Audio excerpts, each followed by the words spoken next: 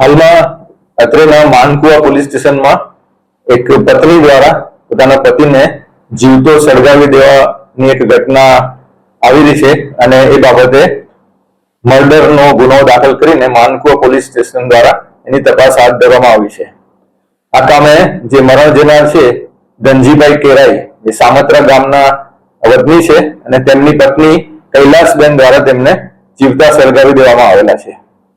આ બંનેનું બીજું લગ્ન હતું। ધનજીભાઈનું પણ બીજું લગ્ન હતું અને કૈલાસબેનનું પણ બીજું લગ્ન હતું અને કૈલાસબેનની ઉંમર 40 વર્ષ છે, ધનજીભાઈની ઉંમર 60 વર્ષ છે અને તેમને ધનજીભાઈને 3 દીકરાઓ છે, ત્રણે વિદેશમાં સ્થાયી થયેલા છે।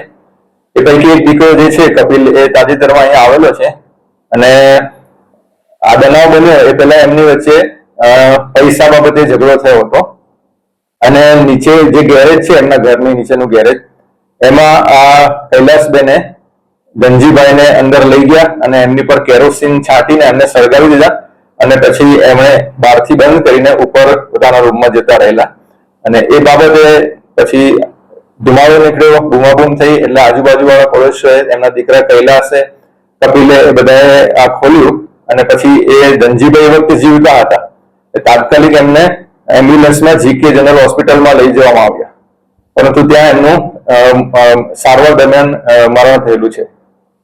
ડીડીમાં સાહેબ શું કહ્યું છે? એમણે ડીડીમાં સ્પષ્ટ જણાવ્યું છે ઇવન અહીંથી જયારે એમને એ જગ્યાએથી જયારે હોસ્પિટલ લઈ જતા હતા ત્યારે પણ એ એમ્બ્યુલન્સમાં બૂમો પાડતા હતા।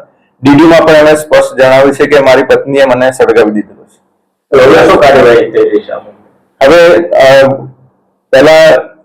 પહેલા જે એમએલસી લીધેલી હતી એ બધી હવે મર્ડરનો ગુનો દાખલ કરીને હવે આરોપીને અટક કરીને આગળની કાર્યવાહી કરવામાં આવશે। રિમાન્ડ માટે શું કર્યું? રિમાન્ડ માટે જો જરૂર હશે મુદ્દાઓ કંઈ રિકવર કરવાનું કે એવા પ્રમાણેના કોઈ પણ મુદ્દાઓ હશે તો રિમાન્ડની પણ પ્રોસેસ તજવીજ હાથ ધરવામાં આવશે।